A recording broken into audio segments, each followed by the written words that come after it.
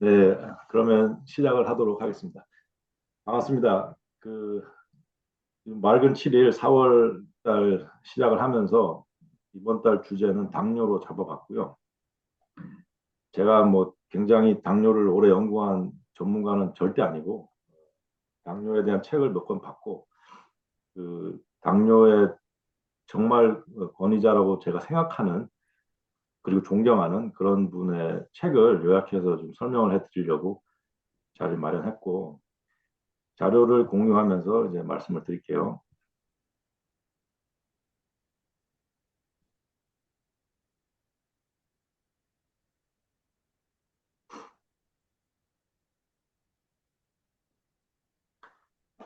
자, 여기 이제 자료 보시면 불치와 완치의 당뇨 요거는 제가 그냥 붙인 이름이고 어, 이건 영어 세미나의 이름이고 원래 책의 이름은 당뇨 코드라는 책입니다. 이분이 당뇨 코드하고 비만 코드하고 그리고 그 단식에 대한 책 이렇게 세 가지를 시리즈로 내셨어요. 근데 내용들이 아주 좋습니다. 아주 좋고 제가 세 권을 거의 다 읽었는데 그거를 종합해가지고 특히 이번에 당뇨에 대해서 좀 말씀을 드리려고 하고 어,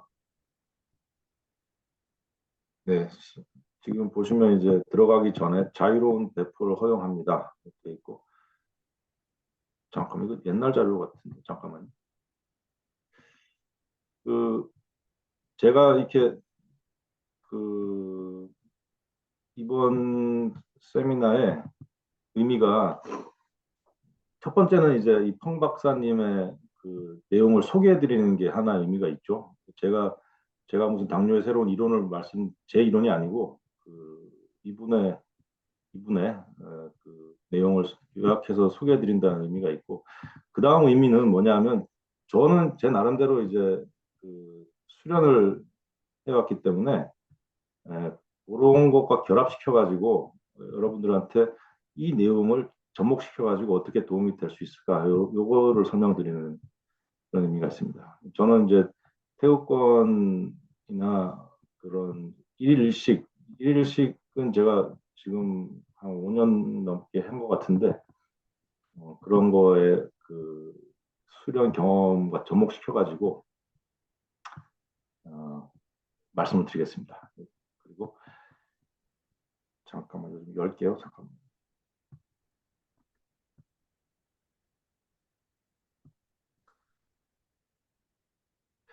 그리고 또 한 가지 이제 생각하실 부분은 이 자료,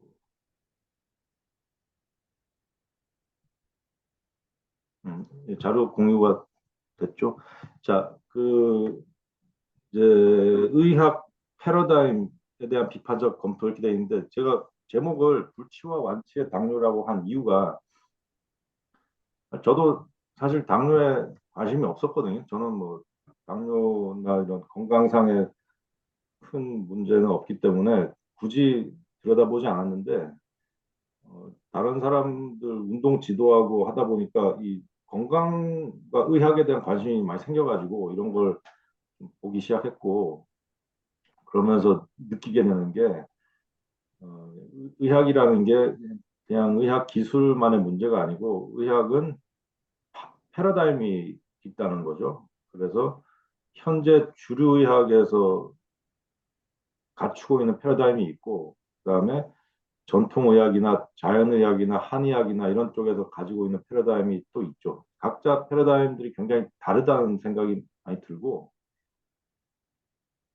그게 어떤 진실성을 가지고 어떻게 하면 사람을 건강하게 만들까에 초점을 맞췄으면 나름대로 다 패러다임들이 훌륭하단 말이에요.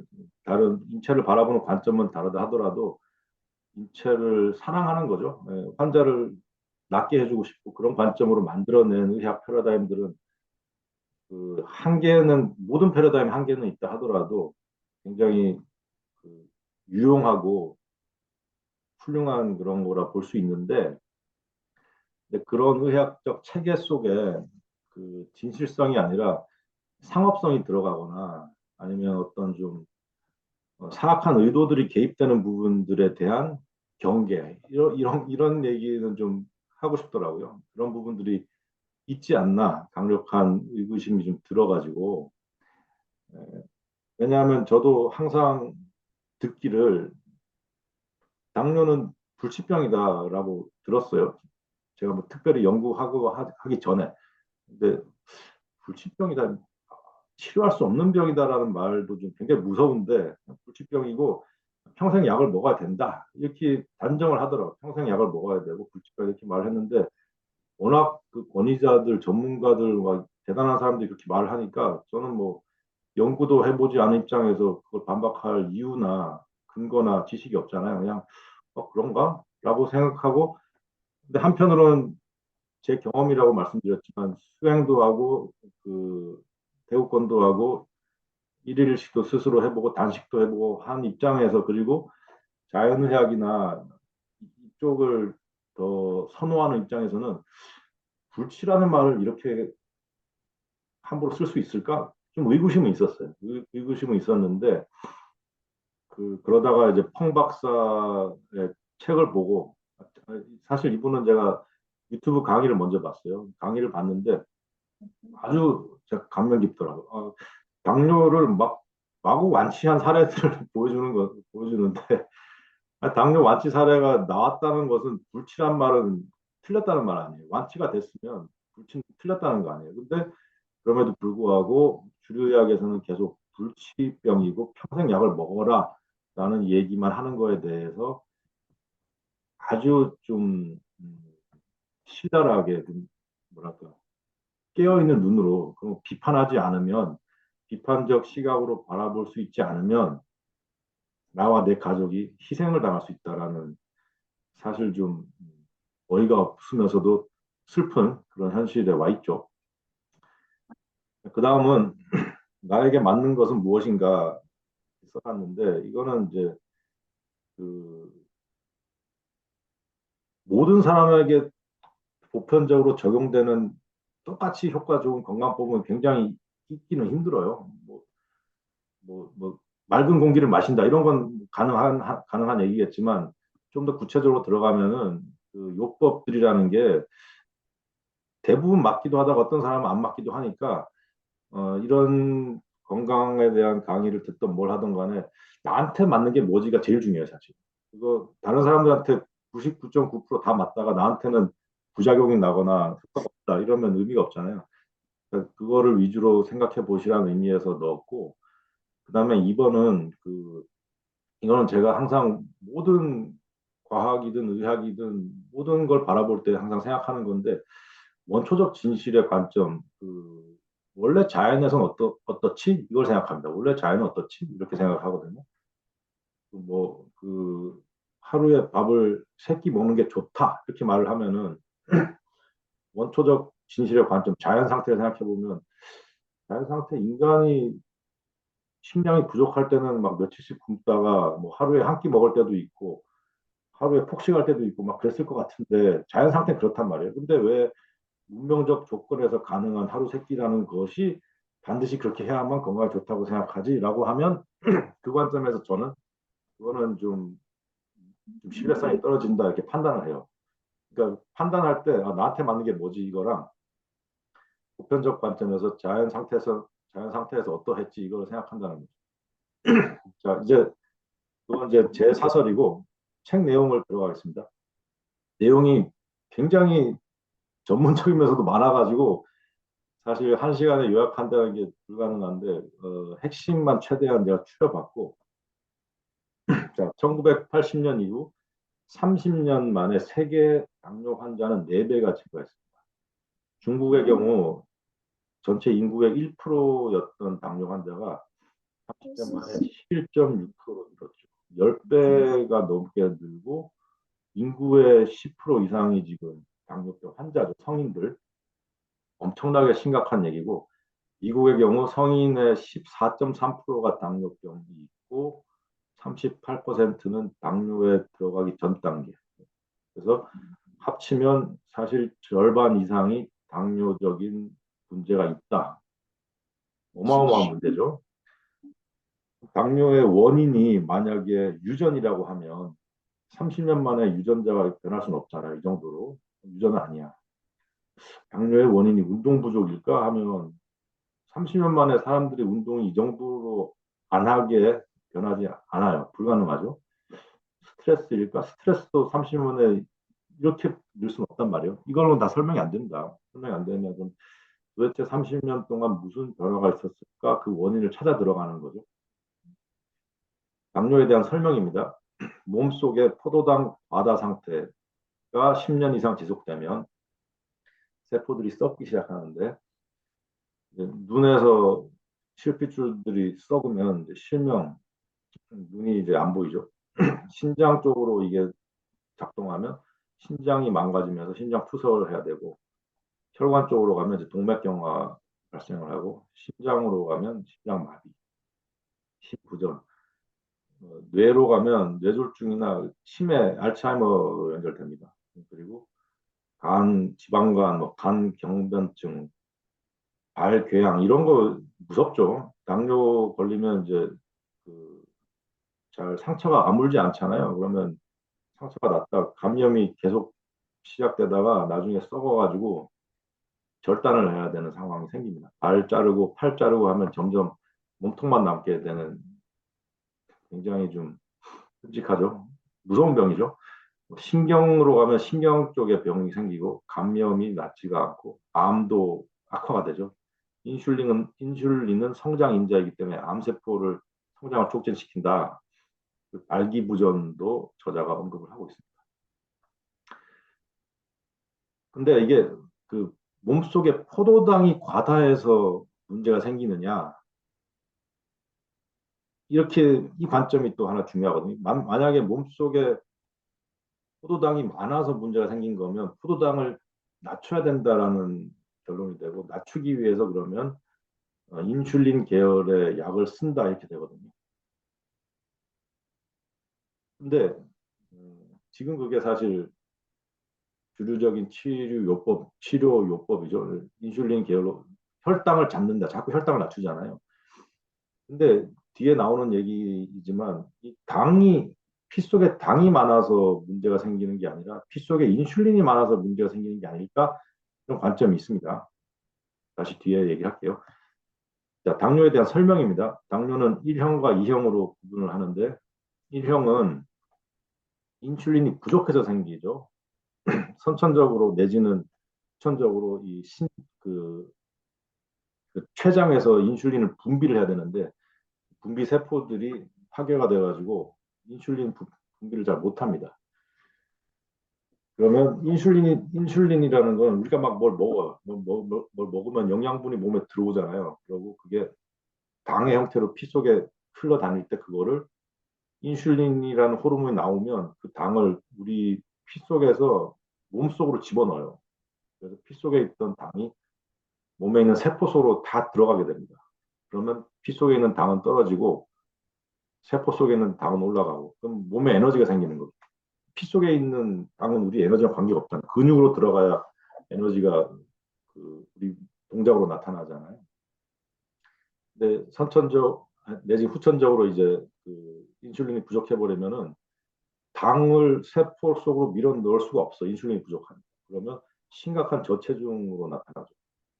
세포 속에서 영양분이 부족하니까 저체중으로 나타나고 이것은 일종의 자가 면역 질환을 보이는데 1형의 경우는 원인을 모릅니다. 원인을 모르고 이게 그냥 단순한 유전이고 선천적인가 생각했는데 그것도 아니에요. 이게 유전이면 갑작스러운 변화가 나타나지 않겠죠. 근데 이게 계속 증가하고 있습니다. 통계적으로. 1형도 환자들이 늘어나고 있어요. 그리고 이제 2형이 있는데 2형은 인슐린 과다로 인해서 생깁니다.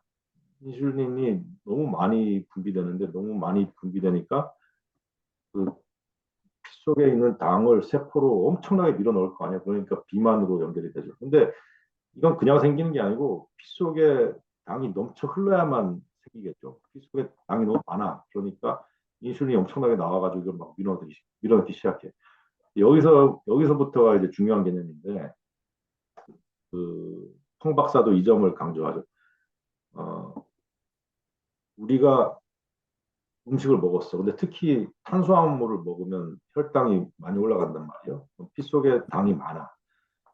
그러면은 인슐린이 많이 나와가지고 이 당을 몸속으로 이렇게 밀어 넣어요. 밀어 넣는데, 근데 몸의 이 세포들도 당을 무한정 받아들일 수가 없어. 그래서 세포들도 이미 당을 꾸역꾸역 받아가지고 포화가 돼가지고 더 이상 못 받겠어. 근데 피 속에는 계속 당이 있어. 그러면은 이제 몸에서는 계속 인슐린 내보내는 거예요. 밀어 넣으려고. 야, 피 속에 당이 이렇게 있는 거는 몸의 항상성, 이 정상적 수치가 아니니까 당을 자꾸 몸속으로 밀어 넣으려고 또 인슐린이 나와. 근데 세포는 이미 당이 포화가 됐어. 안 받아들여. 안 받아들여. 이게 인슐린 저항성이에요. 인슐린이 막 나왔는데도 당이 떨어지지 않고 당이 세포 속으로 못 들어가게 됩니다. 그 원인이 이제 세포에 당이 너무 많다. 이거예요. 요게 펑 박사가 다른 이론들하고 좀 갈라집니다. 요 이론이 좀 갈라지고,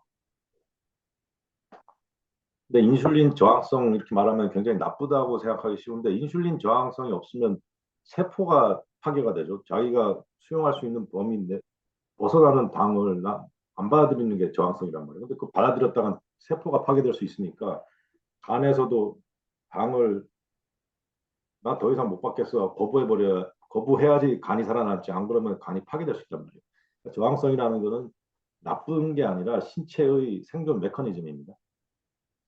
근데 이제 1형과 2형을 보시면 하나는 인슐린 부족으로 생겼고 그러면 인슐린을 외부적으로 공급해주면 치유가 되죠. 그래서 1형은 인슐린 공급으로 그 뚜렷한 개선이 되죠. 근데 2형은 인슐린 과다로 생겼는데 근데 똑같이 인슐린을 처방을 해요. 왜냐?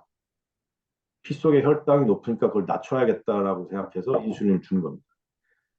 이상하죠. 벌써부터 논리가 좀 이상합니다. 정반대의 질병, 하나는 인슐린 부족으로 생겼고, 하나는 과다로 생겼는데, 똑같이 인슐린을 더 주입하는 것으로 처방을 내립니다. 그래서, 그 다음 이제 고혈당은 원인이 아니라 증상인데, 혈당 낮추는 약을 쓰는 것이 합리적인가? 질문이 나오는 거죠. 펑 박사가 참 대단한 게 본인 자체가 그 아주 유수한 의대를 나와가지고 주류의학의 의사였어요. 의사였는데 신장을 전문한 분이신데 신장 당뇨로 인해서 신장 파괴되는 사람들이 많기 때문에 자연스럽게 그 당뇨 환자들 많이 다루다가 주류의학에서 얘기하는 이런 방식으로 했더니 낫지를 않는 거예요. 약을 인슐린 계열의 약을 줬더니 안 그래도 당뇨 환자들은 비만이 문제인데 인슐린 계열의 약을 주면 비만이 더 심해지거든. 왜냐하면 당을 자꾸 몸속으로 밀어넣잖아요. 에너지를 몸속에 자꾸 축적시킨단 말이에요. 펑 박사가 봐도 이게 좀 말이 안 되는 것 같고 특히 어, 환자들이 낫지를 않아. 낫지를 않아가지고 이분이 주류의학을 하던 분이 완전히 선회해가지고 단식의 옹호자 같아요. 그래서 실제 단식을 이용해가지고 그걸 통해서 당뇨 환자들 치료하기 시작합니다. 그러면서 그 이쪽에 책도 쓰시고 어, 당뇨에 대한 주류적인 치유 방법의 문제점들을 밝힌 거죠. 그리고 치유 방법과 이론까지 그걸 다 비판하는 거예요. 그래서 나온 책이거든요. 근데 이분 책이 보면 상식에 맞죠. 지금 고혈당 몸속에 혈당이 너무 높아. 근데 그거는 너무 많은 걸 먹었잖아. 혈당이 높아지는 음식들을 먹었다면 탄수화물 먹고 설탕 먹고 과당 먹고 하니까 혈당이 높아졌잖아. 혈당이 높아지는 건 먹었기 때문에 생긴 결과인데 먹는 건 놔두고 혈당을 낮추는 약을 써. 혈당이 높아진 거는 하나의 증상이란 말이야. 원인이 아니야. 원인은 너무 많이 먹은 거였어.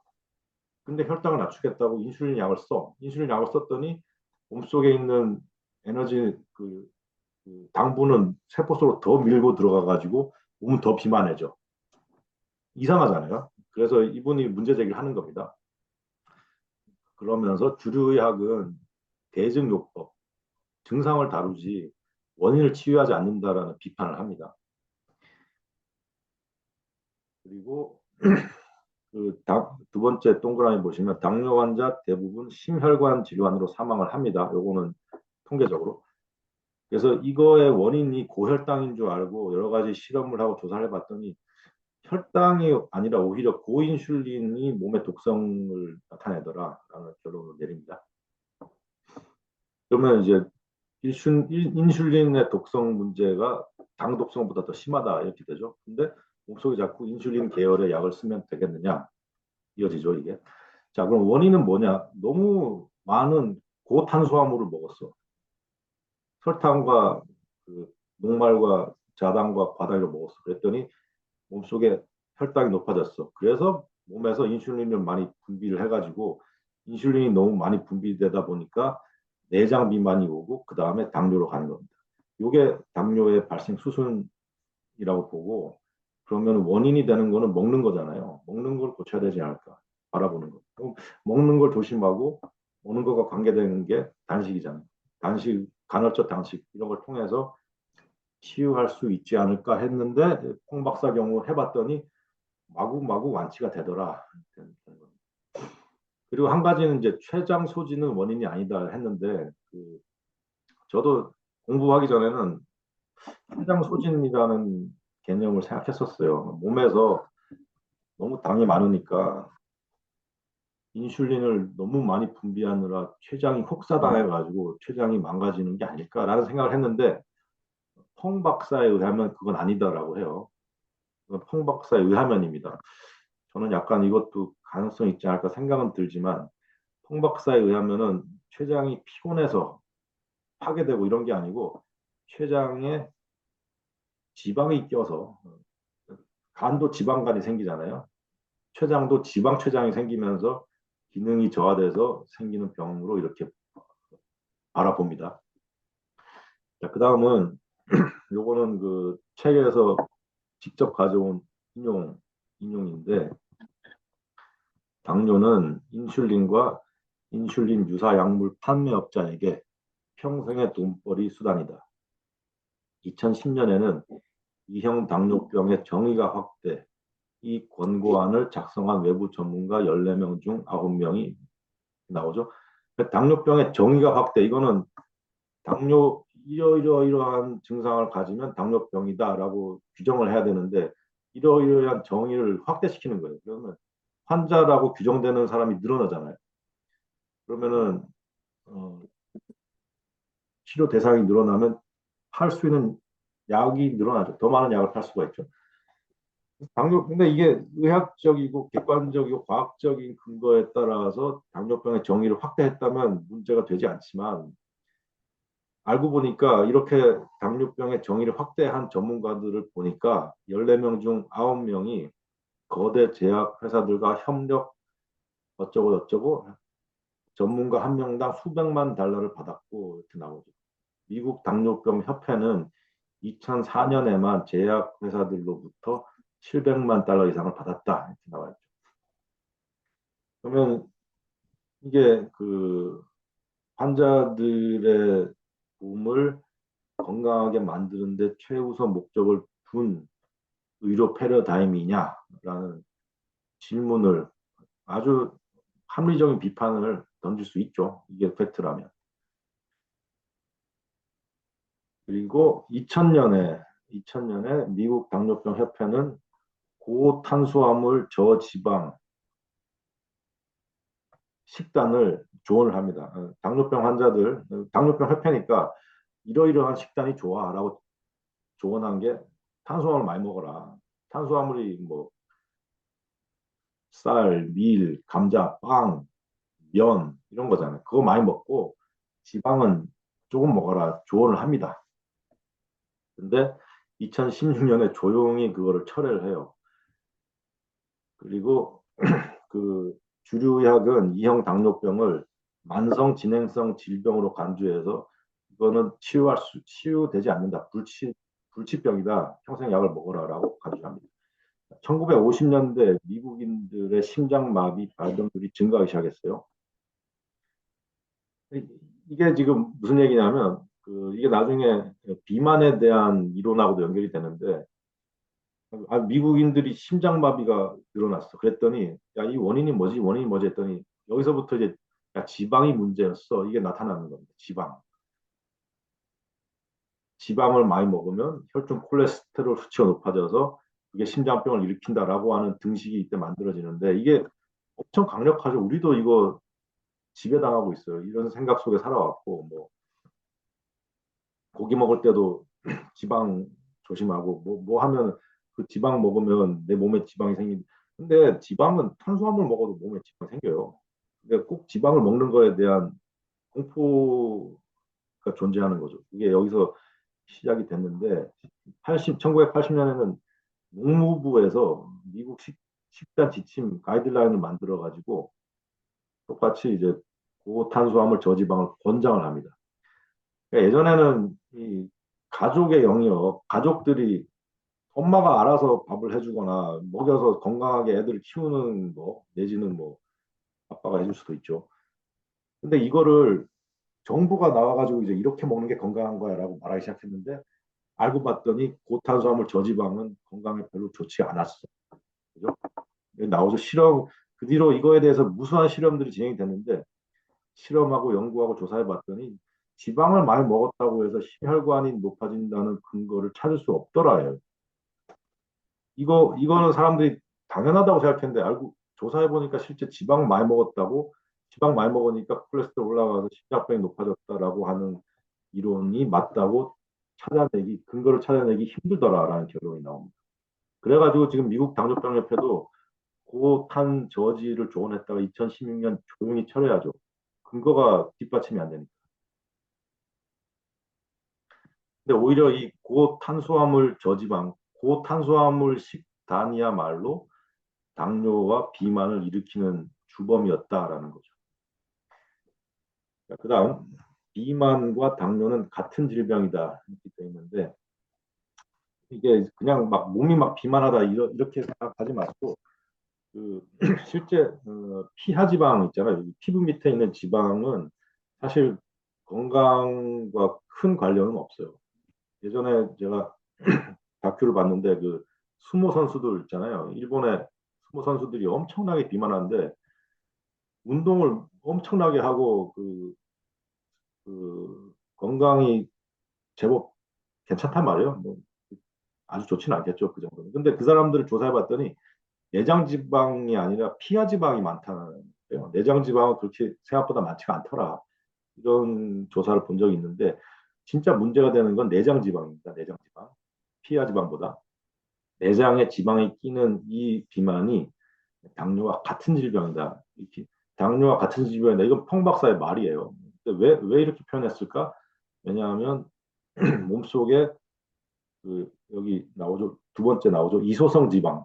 지방 세포 속에 지방이 저장돼야 되는데 지방 세포에 이제 더 이상 저장을 못하고 지방 세포 아닌 다른 장소, 이소, 다른 이자 장소 소자거든요. 다른 장소에 막 가가지고 지방이 쌓이기 시작해. 이게 엄청난 문제를 일으킨다 해요. 그 예를 들면 그 지방간 간 속에 지방이 막 들어차는 거죠. 근데 이 지방간이 이 프랑스 요리 있잖아요. 거위한테 강제 급이를 막 해가지고 살을 찌우잖아요. 그래서 그 간을 먹는단 말이에요. 지방간을 만들어서 먹는 겁니다. 이해가 확 되죠. 우리 인간 푸아그라가 되는 겁니다. 지방간이라는 거는. 그 지방 근육이라는 것도 근육 속에 막 지방이 덕지덕지 끼어들어. 근데 이것도 소한테 우리가 강제적으로 만들어냅니다. 소는 원래 풀을 먹는 동물인데 옥수수를 강제적으로 먹이면 풀을 안 주면 먹을 게 없잖아요. 옥수수를 먹이면 얘가 정말 고통스러워하면서 그 계속 먹다 보면 나중에 정말 고통스럽다 그래요. 근육 속으로 지방이 다 들어가면서 지방 근육이 되죠. 병이죠, 병. 근데 그거를 우리는 마블링이 잘 됐다라고 하고 비싼 돈을 주고 팔죠. 그걸 또 먹는데 마찬가지로 지방간도 생기고 지방 근육도 생기고 지방 췌장도 생기고 지방 췌장으로 인한 기능의 저하가 이제 당뇨의 원인으로 보시더라고요. 박사는. 지방 심장도 생기고 지방 신장도 생깁니다. 이런 식으로 내장 지방이 그 몸속의 기관들을 파괴하고 그것의 하나가 당뇨이다. 이렇게 설명을 합니다. 당뇨가 발생하는 순서는 뭐냐? 자꾸 설탕 먹고 막 탄수화물 하는 거 먹었더니 고혈당 상태가 지속이 됐어. 고혈당 상태가 지속되니까 몸속에서는 인슐린을 계속 내보내가지고 막 밀어넣었어. 계속 밀어넣다 보니까 꽉 차가지고 지방으로 전환해서 계속 밀어넣는데 지방 세포에도 넣다 안 돼. 그러니까 간에다 넣고 췌장에다 넣고 내장에 지방이 끼면서 그 기관들의 기능이 파괴가 돼. 그래가지고 인슐린은 나오는데 몸에서는 더 이상 인슐린이 당을 밀어넣는데도 거부해. 그 상태가 한 10년쯤 지속된 뒤에 당뇨가 발병합니다. 부탁드려요. 영수증. 네. 그 다음에 그 해법. 그러면 이제 어떻게 하면 되느냐? 해법을 두 가지를 제시하죠. 근데 상식적으로 원인을 파악하면 해법이 나오잖아요. 지금 해법 1. 당분과 정제된 탄수화물을 줄여라. 자, 요거는 상식적으로 알아두시면 좋아요. 당에 대해서 설명을 드립니다. 우리 몸에서 사용하는 당은 포도당이에요, 포도당. 굉장히 단순한 단당류죠. 몸속의 포도당을 우리가 에너지원으로 쓰는데, 우리 몸에서 쓰는 에너지원들이 몇 가지가 있는데, 그 중에 포도당이 가장 보편적으로 씁니다. 포도당은, 그리고 혈당을 얘기할 때는 포도당을 얘기하는 거예요. 몸속에, 피 속에 있는 당이라는 거는 포도당이거든요. 우리가 그럼 포도당을 막 먹어. 포도당을 먹으면 소화할 것도 없이 그대로 피 속으로 들어갈 거 아니에요. 그러면은 포도당을 먹으면 혈당은 급상승을 할 수 있죠. 그래서 옛날에는 이제 포도당이 엄청 나쁘다고 생각했어. 왜냐하면 혈당을 바로 올리니까. 근데 알고 봤더니 포도당은 그렇게 나쁘지가 않더라. 그렇게 나쁘지가 않더라. 진짜 나쁜 거는 과당이더라. 이게 밝혀집니다. 포도당은 혈당을 그렇게 급속히 올리는데 그렇게 나쁘지 않더라라고 된 이유가 뭐냐면 포도당은 몸속의 모든 세포가 사용할 수 있단 말이에요. 그래서 포도당은 높아져도 세포에서 금방금방 흡수해가지고 태워버려요. 포도당은 몸속에 많아도 신체가 흡수해가지고 처리를 할 수가 있어요. 근데 이제 과당은 뭐냐면 이제 그다음 두 번째 동그라미인데 최악이 이제 과당으로 돼 있죠. 최악. 과당하고 자당하고 고과당 옥수수 시럽 지금 세 가지 써놨어요. 과당, 자당, 고과당 옥수수 시럽 요 세 가지가 같지가 않습니다. 다 달라요. 과당은 과일에 들어있는 당분이죠. 이름이 과당인데 요 과당이 자당 속에도 있습니다. 자당이라는 거는 설탕이에요. 우리가 먹는 백설탕 이런 거. 설탕 속에 있는 당의 이름은 자당이고 자당은 포도당과 과당이 결합되어 있는 거예요. 이당이죠. 이당류. 포도당과 과당 딱 결합되어 있어요. 그러니까 1대1이죠. 50% 50%. 그래서 설탕을 먹으면 포도당이 50%고 과당이 50%야.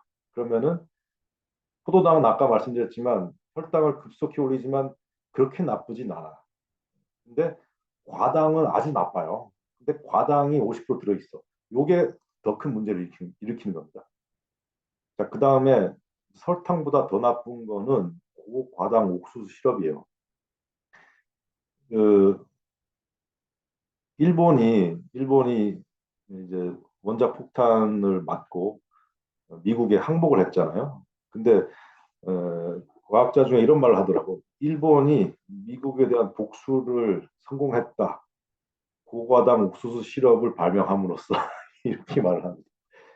요, 요 고과당 옥수수 시럽 하이 프룩토스 콘 시럽이거든요. 요거 발명된 거는 1960년 일본이에요. 근데 이게 미국으로 가가지고 어마어마하게 사용을 합니다. 왜냐하면 설탕보다 더 싸. 생산비가 엄청나게 쌉니다. 옥수수로 만드는 거니까. 근데 이거는 그 설탕도 아니에요. 설탕도 아니고 뭐냐? 그 과당과 포도당이 공존하는 형태의 당입니다. 설탕은 과당과 포도당이 결합돼 있잖아요. 근데 옥수수 시럽에는 과당과 포도당이 별도로 존재하는데 그 비율이 심지어 과당이 더 높아요. 55대 45입니다. 아까 설탕은 1대1이라고 그랬죠. 50대 50인데 여기 고과당 옥수수 시럽은 55대 45. 과당이 더 많아요. 근데 이게 우리가 그 식품 라벨 보면 그 액상 과당이라고 쓰여 있기도 하고 기타 과당이라 쓰여 있기도 하고 고과당 옥수수 시럽 쓰여 있기도 하고 이렇게 쓰여 있어요. 아니면 HFCS 하이 프룩토스 콘 시럽 이렇게 쓰여 있습니다. 요게 여러분이 있는 힘을 다해서 피해야 되는 녀석입니다. 요게 몸속에 과당의 폭탄을 던지더라. 과당 폭탄. 그 다음에 정제된 탄수화물도 좋진 않죠. 밀가루, 뭐 백미, 빵, 면 이런 게 있는데, 근데 이거는 이제 한번 생각해 보셔야 돼요. 아시아 사람들은 쌀을 그렇게 많이 먹었잖아요. 쌀을 주식으로 하고 쌀 없으면 뭐 오리, 뭐 수수 계속 탄수화물을 많이 먹었는데도 뭐 예를 들어 뭐 유목민들은 고기나 유제품이 주식이지만 아시아인들은 이렇게 탄수화물을 많이 먹었는데 30년 전만 해도 당뇨가 별로 없었어. 그러면 탄수화물, 녹말 얘기하는 겁니다. 녹말은 큰 원인이 아니지 않을까? 그거는 일리가 있죠. 왜냐하면 그 전에 녹말을 위주로 먹던 사람들이 옛날에는 당뇨가 별로 없었단 말이에요. 그래서 살펴보는 게 그러면 녹말은 큰 원인이 아닌데 도대체 뭐지? 보니까 그 핵심이 바로 과당이라는 거예요. 과당. 옛날에는 설탕을 안 먹었단 말이에요. 고과당 우수시럽이라는 거 있지도 않았어. 근데 이거를 먹기 시작하면서 과당이 몸속에 과당 폭탄이 터지면서 당뇨가 오더라. 이렇게 됩니다. 자, 과당이 가장 위험한데 100년간 섭취량이 5배 증가했죠. 5배 증가는 엄청난 거죠. 우리가 예전에 밥 한 공기 먹던 거를 5공기 먹는다고 생각해 보세요.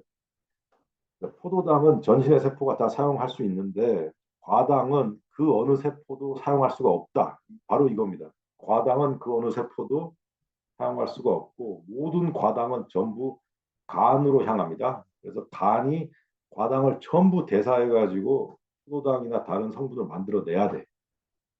간 폭격기입니다. 그래서 과당을 많이 먹으면 지방간으로 가는 지름길이고 과당을 일주일만 먹어도 인슐린 저항성이 발생하고 3주 만에 지방간을 만들 수 있고 8주 만에 전당뇨 상태로 진행합니다. 그 정도로 엄청난 녀석이에요. 제가 아까 그 원초적 진실의 관점이라는 자연 상태를 생각해 보라고 했잖아요. 자연 상태에서 인간은 설탕이라는 거를 먹는 게 너무너무 어렵습니다. 설탕은 존재하지도 않고 설탕은 이제 사탕수수 속에 존재하는 걸 가공한 거잖아요. 사탕수수 같은 거는 제가 아무리 먹어도 막 씹어 먹어야 되거든요. 그거. 그 설탕은 그걸 압축해 놓은 거란 말이에요. 사탕수수 막 두 포기, 세 포기 먹어야지 되는 양을 그냥 음료수 하나에서 쭉 다 마셔버린단 말이에요. 자연 상태에서 있을 수 없는 섭취란 말이에요. 그런 게 몸에 완전히 폭탄을 터뜨리는 거죠. 그 파괴력이 있는 거죠. 그래서 과당이 가장 위험하더라. 자, 그 다음에 그 펑 박사가 그래서 제안하는 식이요법은 저탄수화물, 중단백질, 고지방. 여기서 유명한 저탄고지란 말이 나오죠. 탄수화물을 적게. 단백질도 혈당을 상승시킵니다. 단백질도 포도당으로 대사가 되면서 혈당을 올리기 때문에 단백질은 그냥 중간 수준으로 먹고 지방을 많이 먹어라. 이게 이분의 권장하는 식단입니다. 탄수화물이 혈당을 가장 빠르게 지속게 하고 단백질도 포도당으로 전환되면서 혈당이 올라가고 지방이 혈당과 인슐린에 대한 영향이 최소이더라. 지방이 최소더라. 그래서 지방이 많이 들어간 음식이 뭐 아보카도, 견과류, 올리브유, 달걀, 버터 이런 걸 얘기하죠. 고기도 지방은 많은데 고기는 고단백질이죠. 그래서 중단백질이라고 했기 때문에 뺀 것 같아요. 자, 그러면 이제 해법 1은 탄수화물에 대한 경계, 뭘 먹어야 될지에 대한 제안을 하셨죠. 저탄 중단 고지 요거 제한이 있고 가장 조심해야 될 게 과당이더라. 과당. 특히 고과당 옥수수 시럽 이거 보면 도망가셔야 됩니다. 설탕 절대 피하셔야 됩니다. 근데 아주 비극적인 거는 우리가 먹는 음식들 특히 밖에 나가서 사 먹는 음식 거의 다 들어가 있어요. 설탕 들어가 있고 고과당 옥수수 시럽은 더 싸단 말이에요. 그거 들어가 있고 우리 몸이 이런 과당 설탕의 폭격으로부터 피할 곳이 없더라. 이게 비극적인 겁니다. 그래서 뭐 그냥 밖에 나와서 먹고 그런 일반적인 음식들 먹으면 병이 들도록 만들어져 있더라. 이렇게 돼 있습니다. 저는 정말 식당 가면 미치겠는 게 그냥 반찬들 하나하나까지 전부 다 설탕 발라가지고 내놓잖아요. 달지 않아야 할 음식까지 설탕을 넣더라고요. 자, 아무튼 자 그다음 해법 2번. 1번은 음식 조심. 자, 2번은 이미 몸속에 당이 많이 있으니까 그걸 태워라. 당을 태워라. 당을 어떻게 태우느냐? 자, 여기서도 굉장히 흥미로운 그 이론들이 나옵니다. 보통은 이제 운동을 생각하잖아요. 운동을 해서 당을 태워라 생각하는데 운동 좋죠. 좋은데 단식이 훨씬 좋다. 훨씬 비교가 안 될 만큼 좋다. 그 이유는 뒤에 나옵니다. 그 어, 단식의 방법은 어떻게 하느냐? 일일 일식을 할 경우에는 23시간을 안 먹죠. 하루 중에 한 번만 먹으니까. 그리고 딱 한 끼 먹는 그 시간만 먹어. 23시간 간헐적 단식이 되는 거예요. 간헐적 단식을 좀 편하게 가려면 16시간 단식으로 갑니다. 간헐적 단식이 그 안 먹는 시간이 중요한 거예요. 먹는 시간보다. 그럼 내가 하루 중에 16시간은 공복 상태, 안 먹는 상태를 유지하겠다. 이게 간헐적 단식이에요. 16시간을 유지하려면 내가 처음 밥 먹은 시간하고 마지막 밥 먹은 시간이 8시간 이내라야겠죠. 그렇게 하면은 16시간의 공복을 확보를 합니다.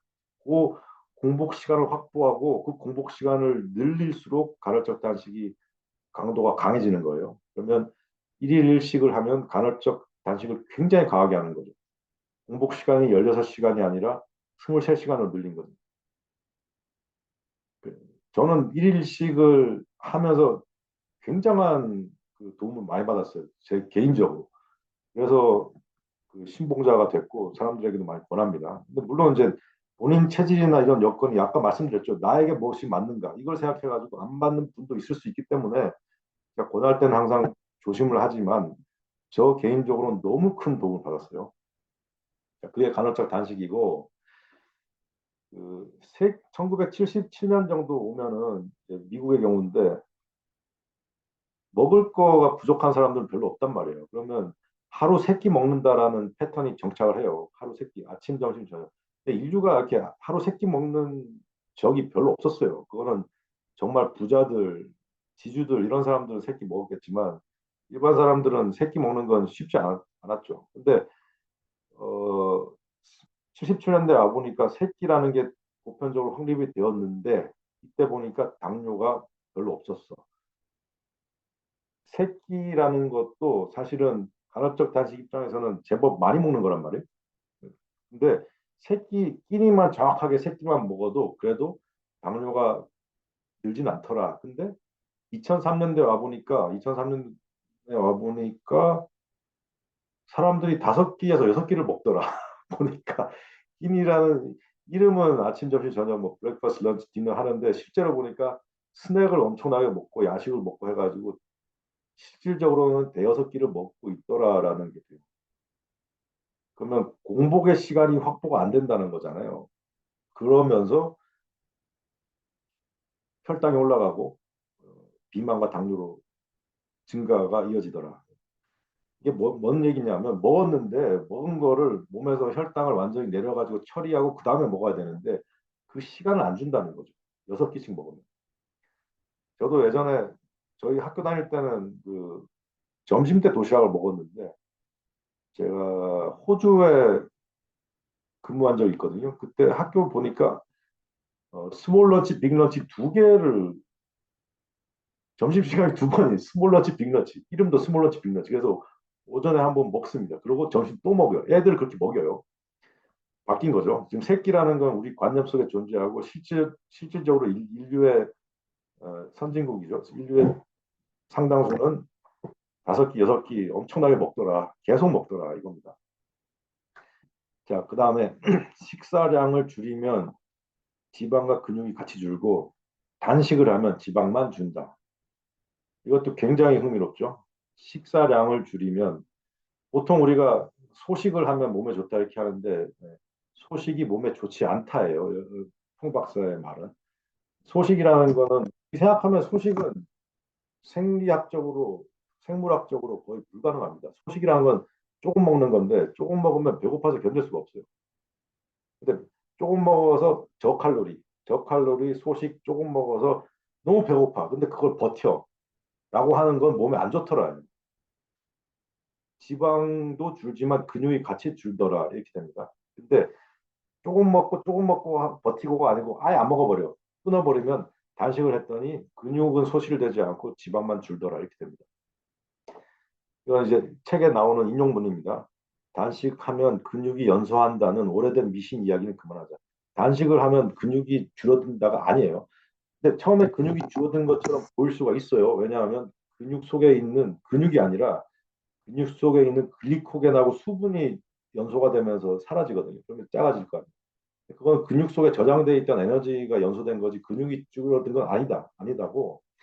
이것도 제가 아까 말씀드린 원초적 진실의 관점, 자연 상태를 생각해 보시면 동물이 사람을 포함해서 옛날에 동물이 굶어 먹이가 없어 굶었더니 근육이 막 위축되기 시작해. 그러면 운동 능력이 더 떨어진단 말이에요. 더 떨어지면 사냥을 해서 새로운 먹이를 잡을 수 있는 능력은 더 떨어져. 그렇게 자연은 설계할 수가 없다는 거죠. 굶으면 감각도 더 예민해지고 근육도 더 힘이 생겨가지고 지방은 타면서 체중은 더 가벼워져 몸이 더 날렵해져가지고 먹이를 잡을 수 있는 최적의 형태로 더 가도록 진화하는 게 자연의 관점에서 생각하니까 상식적이다라고 말할 수 있죠. 자, 마지막입니다. 그 칼로리 체중 모델은 허구다. 허구. 고칼로리. 내 몸에 칼로리를 많이 섭취했더니 살이 쪄. 그래? 그러면 내 몸에 칼로리를 적게 섭취하니까 살이 빠져. 이 생각이 엄청난 해악을 끼쳤다는 거예요. 그게 아니다. 그게 아니답니다. 우리 몸이 무슨 기계처럼 요만큼 들어오면 요만큼 몸에 칼로리 요만큼 들어오면 칼로리 요만큼 쌓이고 칼로리 요만큼 줄면 요만큼 빠지고 이게 전혀 아니더라. 아니더라입니다. 자, 많이 먹으면 살찌고 적게 먹으면 빠진다. 이것도 틀렸다. 운동하면 빠지고 운동 안 하면 찐다. 이것도 틀렸다. 이거 우리가 가장 흔히 생각하는 이 두 가지 생각에 대해서 어, 비판을 합니다. 근데 과학적 실험 데이터를 가지고 이렇게 결론을 내렸어요. 그럼 뭐냐? 도대체 뭐냐? 무슨 일이 일어나고 있는 거냐? 보세요. 엄청나게 막 과식을 해. 고칼로리로 가고 그리고 운동을 안 해. 많이 먹고 운동 안 해. 그러면 체중이 증가하죠. 근데 체중이 증가하면 몸에서는 항상성을 유지하기 위해서 식욕이 떨어져. 나 막 먹을 수 있는 데까지 먹었으면 난 더 이상 먹고 싶지가 않아. 그리고 대사량이 높아집니다. 대사량이라는 거는 몸에서 내가 불태우는 칼로리예요. 식욕이 주는데 몸에서 칼로리를 많이 연소시켜. 그럼 다시 체중이 내려가겠죠. 그러니까 과식을 하고 막 운동을 안 해가지고 체중을 증가시켜도 다시 몸에서 알아서 조절해가지고 체중이 내려가도록 하는 메커니즘이 작동한다는 거죠. 몸은 항상성을 유지한단 말이에요. 그러니까 많이 먹는다고 찌고 운동 안 한다고 찌고가 아니고 몸에서는 자기가 원하는 체중값이 있어. 몸에서는 자기가 원하는 체지방률이 있어. 그걸로 자꾸 몸은 그걸 향해서 자꾸 몸을 조절해 나가는 거예요. 반대 경우를 봅시다. 소식을 하고 저칼로리를 하고 굶었어. 그리고 운동을 많이 했어. 체중이 내려가죠. 체중이 내려갔더니 몸에서는 또 반응을 해. 뭐냐? 식욕을 늘려. 막 미친 듯이 배가 고파서 먹지 않을 수 없게 만들어 버려. 먹게 되죠. 근데 대사량은 줄여요. 대사량 줄인다는 게 이게 사실 어, 무서운 얘기입니다. 대사량 준다는 게 대사량이 뭐냐? 대사량이라는 거는 몸의 기초 대사율이라고 말을 할 때 몸에서 불태우는 칼로리라고 하는 건데 우리가 예를 들어 막 운동을 하면 막 칼로리를 태운다고 생각하잖아요. 실제 칼로리가 연소되죠. 근데 칼로리를 운동을 통해서 태우는 그 칼로리라고 하는 것은 너무너무 미미하더라 이겁니다. 자, 밑에 나오죠. 열량 총소비, 내 몸에서 소비하는 열량의 95%는 기초대사에 소비하는 것이고 운동을 해서 소비하는 건 너무 적더라요. 기초대사라는 게 뭐냐? 우리 체온 유지하고 있잖아. 체온을 유지하는 것도 엄청난 에너지를 계속 난로를 계속 떼고 있어 몸은. 그죠? 그 거기 들어가는 엄청난 칼로리. 뇌가 생각하는 데 들어가는 칼로리. 간이 기능하는 데 쓰고 있는 칼로리. 심장이 박동하는 데 쓰는 칼로리. 몸을 호흡하고 있는 데 쓰는 이런 열량들 유지하는 거에 몸의 총 칼로리 한 95%가 사용되는 것이지 운동을 막 운동은 너무 미미하더라 이겁니다. 그렇게 생각하면 운동을 많이 해서 칼로리 많이 태운다고 살이 빠진다라는 게 말이 안 되죠. 왜냐하면 운동량보다 훨씬 많은 칼로리가 기초대사량으로 이미 타고 있어. 그죠? 근데 보세요. 그 기초대사량으로 이미 타고 있는데 소식을 하면서 그 운동을 많이 했더니 몸이 기초대사량을 낮춘다는 거죠. 무슨 말이냐면 몸에서 막 운동을 하니까 칼로리 소비량은 늘어났는데 먹는 게 저거 줄어들었어. 그랬더니 몸에서는 비상태세가 들어가는 거예요. 야, 이거 먹을 게 없는 상태에서 내 주인님이 몸이 많은 활동을 하고 있네. 비상태세에 들어가면서 그러면 나는 몸은 기초대사량을 낮춰야겠다라고 그걸 낮춰버려요. 나오죠. 몸은 기초대사율을 40%까지 올라갔다 내려갔다 하게 만들 수 있어요. 자, 그럼 기초대사가 내려간다는 게 의학적, 과학적 말이 아니라 일상 용어로 풀면 무슨 뜻이냐? 기초대사를 몸에서 낮춰버리잖아요. 그럼 몸은 한여름에도 추운 빌빌한 상태로 들어가는 거예요. 제가 좀 이런 말씀해서 그렇지만 그 노숙자분들 왜 여름에 저렇게 코트를 입고 있을까 이해가 안 됐었거든요. 이거 보고 이해가 됐어. 왜냐하면 그분들은 너무 먹는 게 부실하잖아요. 그렇다고 단식처럼 끊어버린 게 아니었어. 근데 띄엄띄엄 먹는데 너무 배고프고 너무 힘들어. 그러면 몸에서 기초대사를 확 낮춰가지고 몸의 칼로리 소비, 수요량을 줄여버려요. 그래야지 생존할 수 있으니까.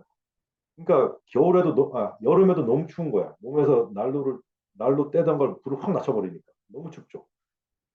비실비실해. 항상 피곤해. 무기력해. 그게 기초대사량이 내려가면 나타나는 증상입니다. 그 상태가 근데 그 상태가 식사량을 늘려도 좀처럼 안 올라가더라. 이게 무서운 거예요. 그래서 소식이 어, 위험하다. 적절한 음식은 좋아요. 적절히 먹는 건 좋은데 과식은 나쁘죠. 근데 소식이 우리 좋다고 생각하는데 제가 말한 소식은 몸에서 허기가 지는데도 먹을 거 끊어버리고 필요한 칼로리를 안 줘버리는 것. 그런 의미의 소식은 나쁘다예요. 왜냐하면 기초대사량을 낮춰버려가지고 몸이 으슬으슬하고 막 여름에도 벌벌 떨리도록 춥게 만들었는데 잘 회복이 안 되더라. 잘 회복이 안 되더라.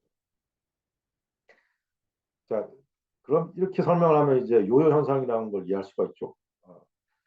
기초대사량을 낮춰버렸어. 난로에서 태우는 칼로리가 확 낮아졌어.